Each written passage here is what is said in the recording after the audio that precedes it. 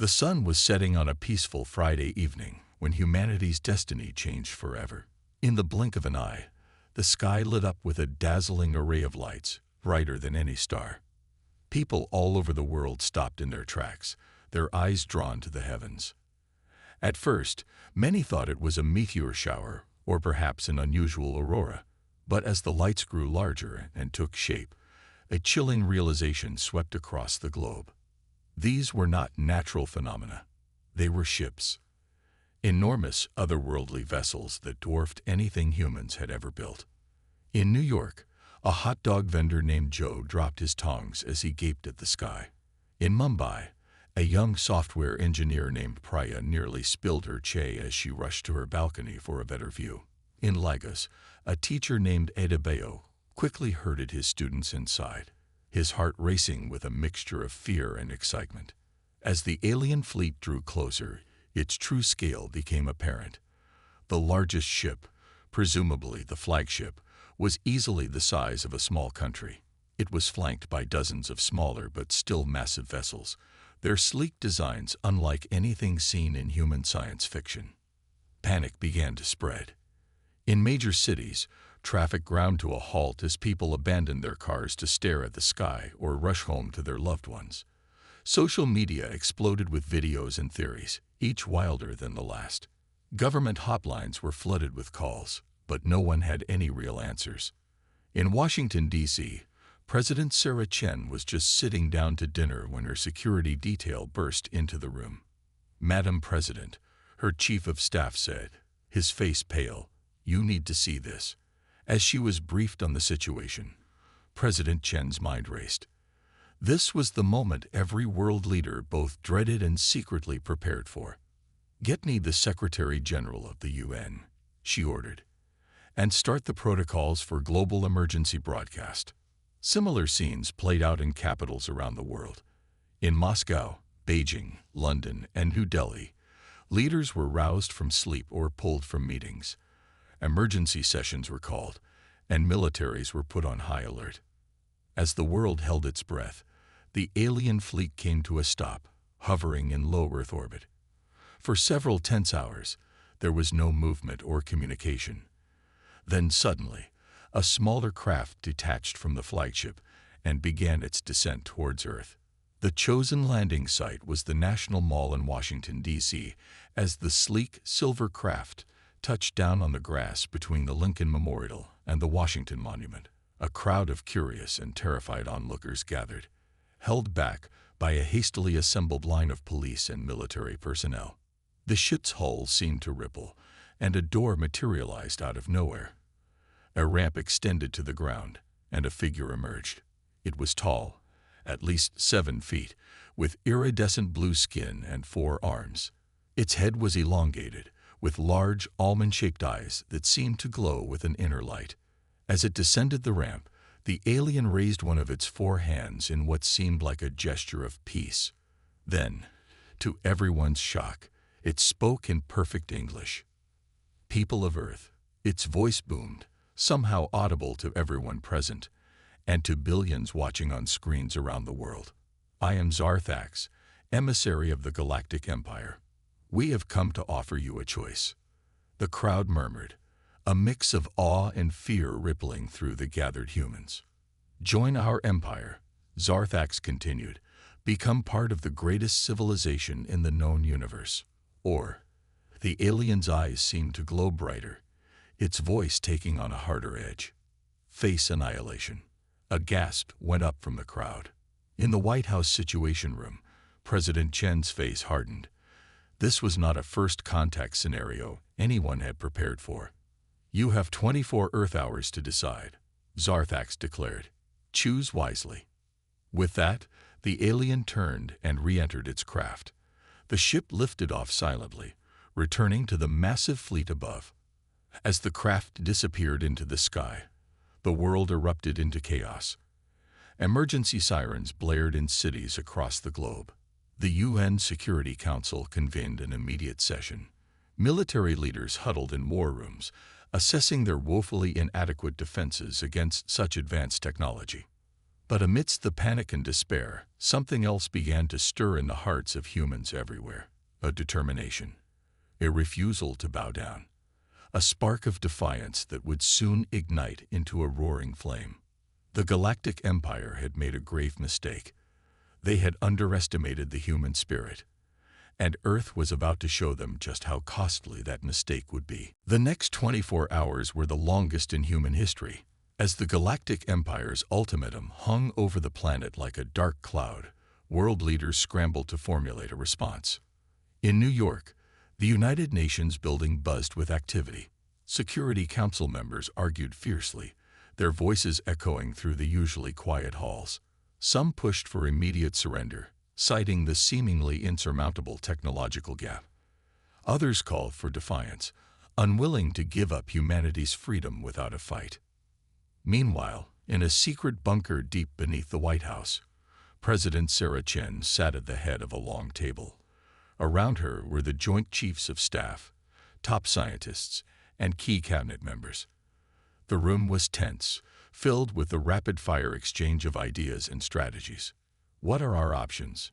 President Chen asked, her voice steady despite the weight of the world on her shoulders. General Maria Rodriguez, a battle-hardened veteran, spoke up. "Madam President, our current military capabilities are insufficient against their technology. A direct confrontation would be suicide." Dr. Hiroshi Tanaka, a brilliant physicist, cleared his throat. "But we're not without hope. Some of our experimental technologies might be adaptable. If we could reverse engineer even a fraction of their tech." As the discussion continued, a young aide burst into the room, face flushed with excitement. "Madam President, you need to see this." He turned on a large screen, showing live feeds from around the world.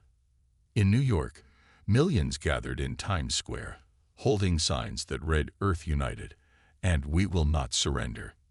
In Beijing, a sea of people filled Tiananmen Square, chanting in unison. In Rio de Janeiro, the Christ the Redeemer statue was lit up in defiant red. Similar scenes played out in every major city across the globe. Humanity, faced with an existential threat, was coming together like never before. President Chen stood up, a fire in her eyes. "Ladies and gentlemen, I think we have our answer. We fight." As word spread of the decision to resist, the world sprang into action. Former enemies became allies overnight. Scientists shared breakthroughs freely. Borders opened for refugees, and resources were pooled on an unprecedented scale. In Silicon Valley, tech giants redirected all their resources towards defense innovations. In the Swiss Alps, CEOs and physicists worked around the clock to unlock the secrets of antimatter weapons. In Bangalore, software engineers developed AI systems to predict alien strategies. But it wasn't just the elite who contributed. Ordinary citizens stepped up in extraordinary ways. Farmers offered their land for hidden bases, retired soldiers volunteered to train civilians, and children organized scrap metal drives for the war effort. As the 24-hour deadline approached, President Chen prepared to address the world. She stood in the Oval Office, cameras trained on her determined face. "My fellow Earthlings," she began, her words broadcast in hundreds of languages across the planet. "Today, we face the greatest challenge in our history. The Galactic Empire demands our surrender.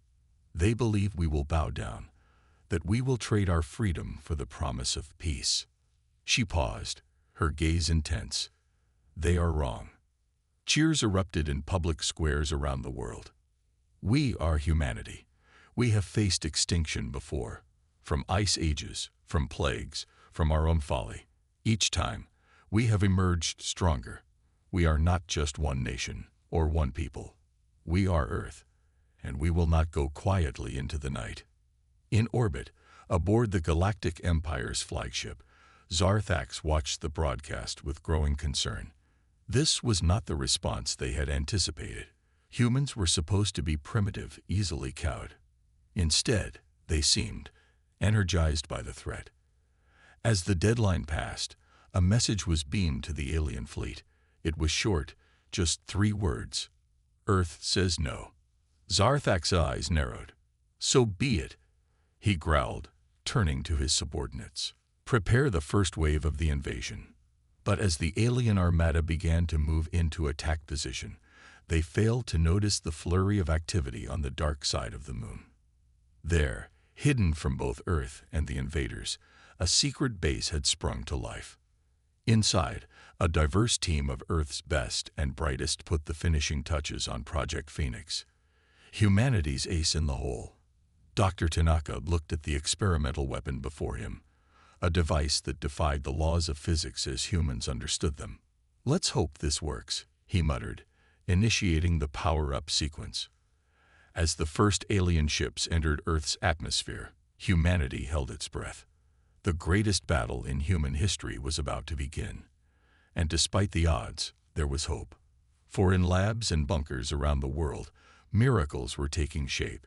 The Galactic Empire was about to learn a harsh lesson: never underestimate the human spirit. As the Galactic Empire's invasion force loomed overhead, Earth transformed into a hive of frenzied activity. The next 72 hours would determine the fate of humanity.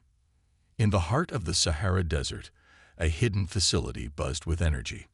Dr. Amina Farah, a brilliant Somali physicist, hunched over a glowing console. Her team had been working nonstop on Project Aegis, a planetary shield that could, in theory, deflect the aliens' energy weapons. "Run the simulation again," she ordered, her voice hoarse from lack of sleep. The holographic display flickered to life, showing a miniature Earth surrounded by a shimmering barrier. As simulated alien fire rained down, the shield held for a few seconds, then shattered. Dr. Farah slammed her fist on the console. "Not good enough. We need more power." Meanwhile, in the depths of the Pacific Ocean, a different kind of preparation was underway. Admiral Kenji Tanaka, brother of Dr. Hiroshi Tanaka, stood on the bridge of the Nautilus, Earth's first true spaceship, built in secret over the past decade. "Status report," he barked. His second-in-command, Commander Maria Rodriguez, sister of General Rodriguez, responded crisply. "Hull integrity at 100%. Antimatter drive is stable. Weapon systems are online but untested in real combat conditions." Admiral Tanaka nodded grimly. The Nautilus was humanity's best hope for taking the fight to the enemy. But would it be enough? Across the globe, similar scenes played out. In Moscow's underground bunkers, Russian hackers worked alongside Chinese AI experts to crack the aliens' communication codes. In the Australian outback, Aboriginal trackers taught Special Forces units how to move unseen, even under the watchful eyes of alien scanners. But it wasn't just the military and scientific elite who were preparing. In small towns and big cities, ordinary people found extraordinary courage. In Nairobi, Kenya, 12-year-old Aisha Kamani organized her classmates into a network of runners, ready to carry messages if electronic communications were cut off. In Rio de Janeiro, retired carnival designers repurposed their skills to create lifelike decoys, hoping to confuse alien sensors. Back in Washington, D.C., President Chen received a steady stream of updates. Some were promising. The lunar base was now fully operational, ready to launch a surprise attack on the alien fleet's rear. Others were terrifying. Simulations showed that even with all of Earth's nuclear arsenals combined, they could only take out a fraction of the invasion force. As she processed this information, a call came in from an unexpected source. On the screen appeared the weathered face of Chief Ada, leader of an uncontacted tribe in the Amazon rainforest. "We have watched the sky spirits," the chief said in his native tongue, translated by an AI. "Our shamans have communed with the earth. We offer our ancient wisdom to fight these sky demons." President Chen fought back tears. Even those who had shunned the modern world were joining the fight. Humanity truly was united as never before. In orbit, oblivious to the determination brewing below, Zarthax prepared his invasion fleet. "These humans are stubborn," he mused to his war council. "But they will break. They always do." His second-in-command, Yixala, wasn't so sure. "Sir, Our scouts report unusual activity on the planet. They seem organized. Zarthax waved a tentacle dismissively. Impossible. No species has ever resisted us. These primitives will be no different. As the alien armada began its final approach, a tense calm settled over Earth. In New York, the UN General Assembly convened one last time. Representatives from every nation stood together, hands joined, as they sang an old Earth song of unity and defiance. Deep in the secret moon base, Dr. Hiroshi Tanaka made final adjustments to Project Phoenix. The device hummed with power, drawing energy from the very fabric of space-time. "Brother," he whispered, thinking of Admiral Tanaka, "I hope this gives you the edge you need." In the White House Situation Room, President Chen took a deep breath. Before her was a red button, the signal to launch Earth's unified counterattack. Her hand hovered over it, the weight of 7 billion lives pressing down on her. A junior officer burst in. "Madam President, the aliens, they're entering the atmosphere." Chen's eyes hardened. This was it, the moment that would define humanity's future. She pressed the button. Across the Earth and on the Moon, hidden weapons powered up. The Nautilus rose from the ocean depths, and in millions of hearts, fear transformed into steely resolve. The Galactic Empire thought they were facing a primitive, divided species. They were about to learn how wrong they were. The battle for Earth was about to begin, and humanity was ready to show the universe what they were made of. The sky burned. Thousands of alien ships pierced Earth's atmosphere, their hulls glowing red-hot from the friction. From the ground, it looked like a meteor shower of apocalyptic proportions, but humanity was ready. As the first wave of alien ships descended towards major cities, they were met with a surprise. The air shimmered, and suddenly, an invisible force slammed into the invaders.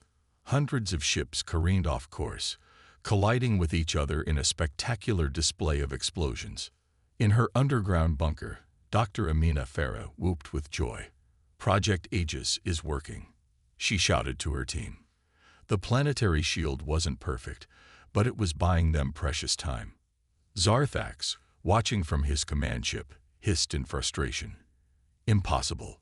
How did these primitives develop shield technology? He turned to his weapons officer. Increase power to the main cannons. Punch through their defenses. As the aliens regrouped and intensified their assault, Earth's hidden defenses sprang to life. In orbit, cloaked satellites unveiled themselves, firing pinpoint laser beams that sliced through alien hull plating like butter. On the ground, giant railguns, hastily constructed in secret facilities around the world, launched hypersonic projectiles that shattered alien energy shields. But the Galactic Empire's technological advantage was still overwhelming. For every alien ship destroyed, 10 more took its place. Major cities around the world came under heavy fire. In New York, the Statue of Liberty stood defiant as alien energy beams rained down around it. The city's new defense grid, powered by arc reactors hidden beneath the streets, threw up a localized force field. Lady Liberty remained untouched, a symbol of hope amidst the chaos. Meanwhile, in the skies above Beijing, a squadron of next-generation human fighters engaged in a dogfight with alien craft. Leading the charge was Captain Lai Wei, her neural implants allowing her to pilot her jet with thought alone. "Remember your training," she barked to her squad. "Use their size against them." The human fighters, smaller and more agile, darted between the lumbering alien ships, using their own crossfire against them. But the aliens were learning, adapting their tactics. Deep in the Pacific, Admiral Tanaka watched the global battle unfold on the Nautilus's holographic display. "It's time," he said grimly. "Initiate Project Poseidon." At his command, massive underwater turbines spun to life along Earth's tectonic plate boundaries. The oceans churned, and suddenly, tsunamis rose from the seas, hundreds of meters high. But these were no ordinary waves.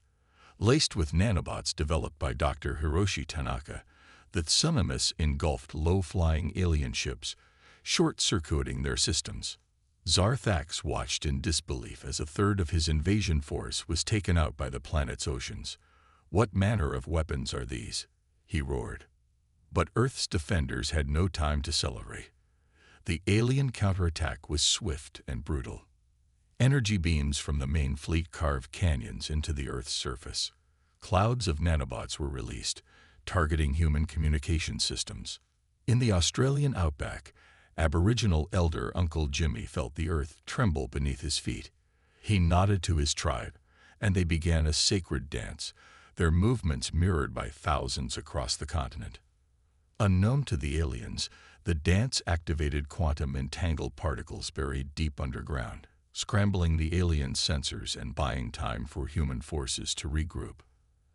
As the battle raged on, President Chen received an urgent message from the moonbase. Dr. Hiroshi Tanaka's face appeared on the screen, his eyes wild with excitement. "Madam President, Project Phoenix is ready, but we have only one shot at this." Chen nodded gravely. "Do it, Doctor. Whatever it takes." On the moon, Dr. Tanaka initiated the final sequence. The device pulsed, drawing impossible amounts of energy from the quantum vacuum. A beam of pure, concentrated possibility shot from the lunar surface straight towards the alien mothership. For a moment, nothing happened. Then, reality itself seemed to hiccup. The mothership flickered, as if caught between dimensions. Zarthax felt a sensation he had never experienced before. Fear. "What is happening?" he screamed, as systems throughout his ship went haywire. Back on Earth, in cities and villages, in bunkers and bases, humans held their breath. The alien mothership shuddered, sparked, and then vanished. Not exploded, not destroyed, but simply ceased to exist in our reality. A cheer went up from every human throat, but the battle was far from over. The remaining alien fleet, though in disarray, was still a formidable force. And now, they were angry. As the first day of the invasion drew to a close, Earth had bloodied the nose of the mighty Galactic Empire. But the war was just beginning, and the cost had already been terrible. Humanity had revealed the strength of its spirit and the depths of its ingenuity. But would it be enough to save their home? The fate of Earth hung in the balance, and the next move would determine everything. The disappearance of the alien mothership had thrown the Galactic Empire's forces into disarray. But as the sun rose on the second day of the invasion, it became clear that the fight was far from over. Zarthax, having barely escaped the mothership's fate, had regrouped on a secondary command vessel. His 4 eyes blazed with fury. "These humans have teeth," he growled to his remaining officers. "But we will tear them out, root and all." On Earth, the brief celebration gave way to grim determination. In the White House Situation Room, President Chen studied the holographic battle map. "We've bloodied their nose," she said. "Now it's time to break their jaw." Admiral Tanaka's voice crackled over the comms. "Madam President, the Nautilus is ready. Permission to execute Operation Trident." Chen nodded. "Godspeed, Admiral. Show them what Earth can do." Deep in the Pacific, the Nautilus hummed to life. Its antimatter engines glowed, distorting space around the ship. With a flash of blue light, it vanished from the ocean and reappeared in low Earth orbit, right in the middle of the alien fleet. "Fire everything," Tanaka roared. The Nautilus unleashed a barrage of weapons that defied conventional physics. Quantum-locked torpedoes phased through alien shields. Gravity lances crushed enemy ships like tin cans. For a glorious moment, it seemed Earth might win the day through sheer surprise and audacity. But the aliens adapted quickly. Their remaining ships coordinated, focusing their fire on the Nautilus. The Earth-ship's shields buckled under the assault. "We can't take much more of this," Commander Rodriguez shouted over the blaring alarms. Tanaka gritted his teeth. "We've done our part. Initiate emergency recall." As the Nautilus flickered and disappeared, teleporting back to the safety of the ocean depths, the aliens prepared to press their advantage. But Earth had more surprises in store. In laboratories around the world, scientists have been working nonstop to reverse engineer alien technology from debris collected in the initial skirmishes. Dr. Amina Farah, her eyes red from lack of sleep, made a final adjustment to her console. "It's ready," she said, her voice barely a whisper. "God help us all." With the press of a button, every electronic device on the planet, from smartphones to satellites, emitted a pulse of carefully modulated energy. The pulse was harmless to Earth technology, but it played havoc with the aliens' more advanced systems. In orbit, alien ships spun out of control. Some crashed into each other, while others plummeted towards Earth, breaking apart in the atmosphere. On the ground, landed alien forces found their weapons and communication devices useless. Zarthax watched in horror as his fleet disintegrated around him. "Impossible," he screeched. "How could these primitives?" His words were cut short as his own ship's systems failed, sending it into a nosedive towards the Atlantic Ocean. As the alien command structure crumbled, Earth's military forces launched a coordinated global counterattack. Fighter jets, now equipped with reverse-engineered alien tech, soared into battle. Ground forces, protected by personal force fields, engaged the stranded alien troops. In New Delhi, a young lieutenant named Raj Kumar led a charge against an alien stronghold. "For Earth," he cried, his voice echoed by soldiers from a dozen nations fighting alongside him. Their weapons, a mix of human ingenuity and alien technology, cut through the invaders' defenses. But the aliens, despite their setbacks, fought with the desperation of those who knew defeat meant annihilation. The battles were fierce and costly on both sides. In orbit, the tide of the battle had turned, but at a terrible price. The skies were littered with debris from both human and alien ships. Each point of light streaking across the sky represented lives lost in defense of Earth. As the day wore on, it became clear that while Earth had gained the upper hand, total victory was still out of reach. The remaining alien forces had entrenched themselves, turning major cities into battlegrounds. In the smoldering ruins of Beijing, Captain Lai Wei stood atop a destroyed alien walker, surveying the devastation. Her fighter lay in pieces nearby, but she had survived. As she watched human forces advancing through the streets, her comlink crackled to life. "All units," came President Chen's voice, broadcasting to every defender of Earth. "You've done the impossible. You've proven that humanity will never bow to tyranny, no matter how powerful. But our fight isn't over. The Galactic Empire will send reinforcements. We must prepare." We nodded grimly, checking her weapon. Earth had won the battle. But the war was far from over. As the sun set on the second day of the invasion, humanity steeled itself for the challenges ahead. They had proven their worth among the stars. Now they had to ensure their survival. In the vast depths of space, unbeknownst to both humans and the Galactic Empire, other eyes were watching. The battle for Earth had not gone unnoticed, and the balance of power in the galaxy was about to shift dramatically. 3 days had passed since Earth's surprising counterattack. The planet's surface bore the scars of battle, craters, ruins, and the twisted wreckage of alien ships. But amid the destruction, a new hope had blossomed. In the damaged but still operational United Nations building in New York, an unprecedented gathering was about to take place. President Chen stood at the entrance, flanked by world leaders and military commanders. They waited, tense but resolute, as a shuttle descended from the sky. The shuttle's door hissed open, and out stepped Zarthax. The alien commander looked diminished somehow, his once proud stature bent by the weight of defeat. Behind him came a group of alien diplomats, their eyes darting nervously. "Welcome to Earth," President Chen said, her voice firm. "We have much to discuss." Inside the General Assembly Hall, representatives from every nation on Earth faced the alien delegation. The air crackled with tension and unspoken threats. Zarthax spoke first, his translator device converting his clicks and whistles into English. "The Galactic Empire acknowledges your..." unexpected resistance. He said, each word seeming to pain him. "We are prepared to offer terms." A murmur ran through the human delegation. Admiral Tanaka, sitting in the front row, leaned forward. "Terms?" he asked, his voice dangerously quiet. "You invade our home, and now you speak of terms." President Chen raised a hand, calming the room.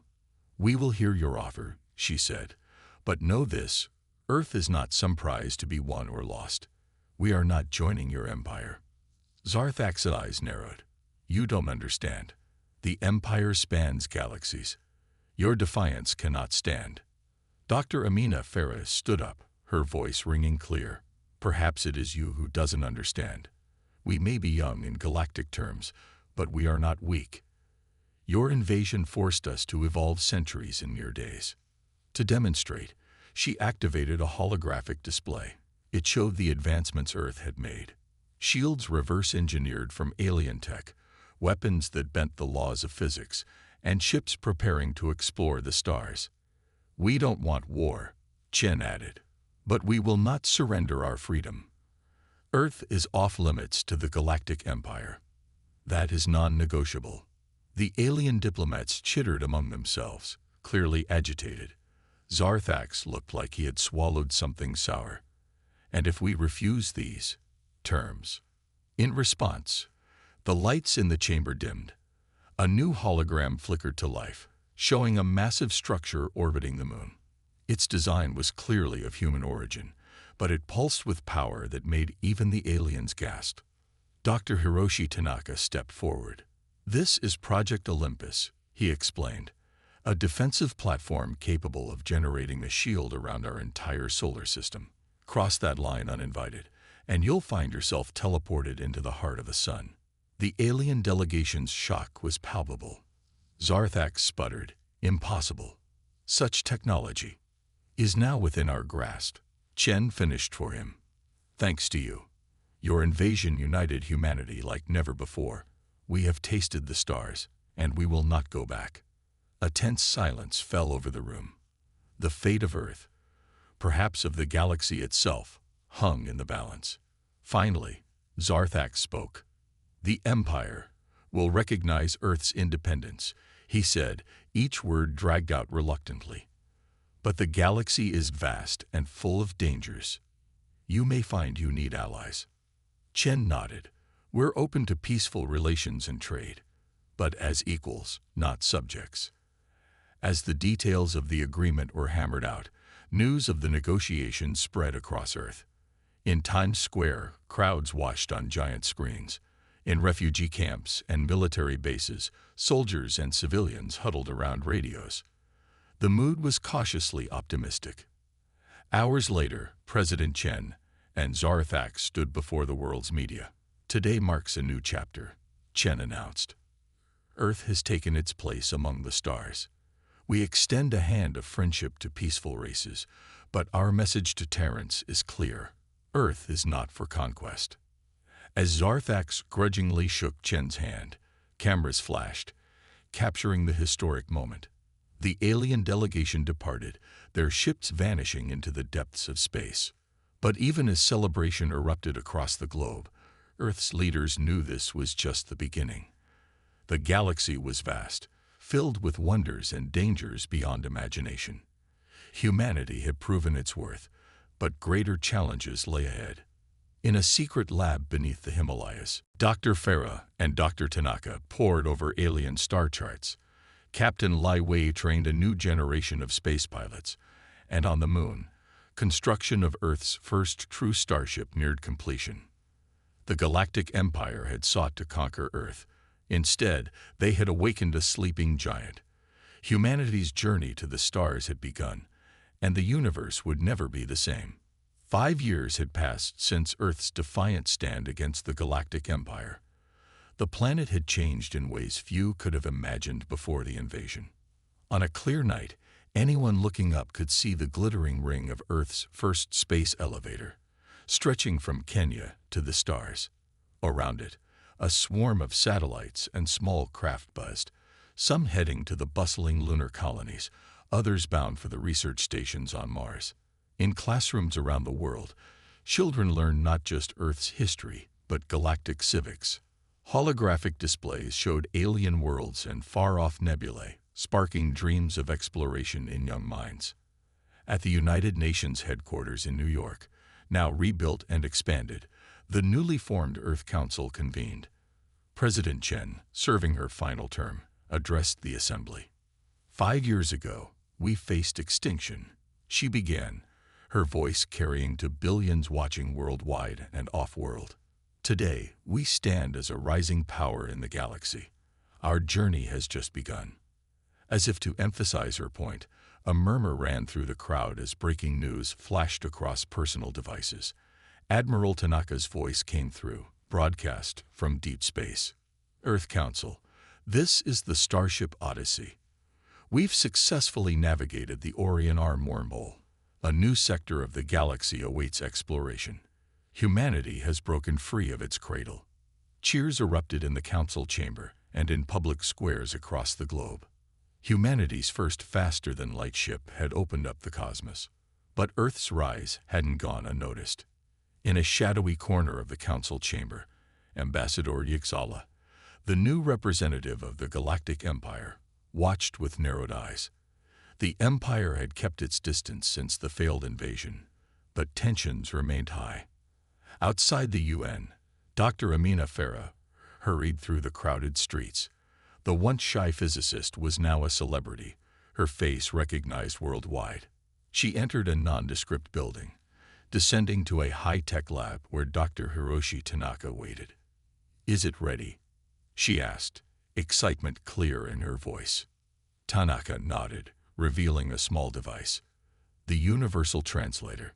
It can decipher any language, even unknown alien ones, in real time. This will revolutionize our diplomatic efforts. Meanwhile, in orbit, Captain Lai Wei supervised the construction of Earth's first space dock. Massive ships took shape, a mix of human ingenuity and reverse-engineered alien tech. To think, she mused, just a few years ago, I was flying jets. Now we're building vessels to cross the galaxy. But not all was peaceful. On the fringes of the solar system, Earth's new defense fleet engaged in a tense standoff with pirates from the Andromeda galaxy. The pirates had come seeking easy prey, not expecting to find a well-defended world. Commander Maria Rodriguez, now captain of her own ship, hailed the intruders. This is your final warning. Earth is not open for conquest or plunder.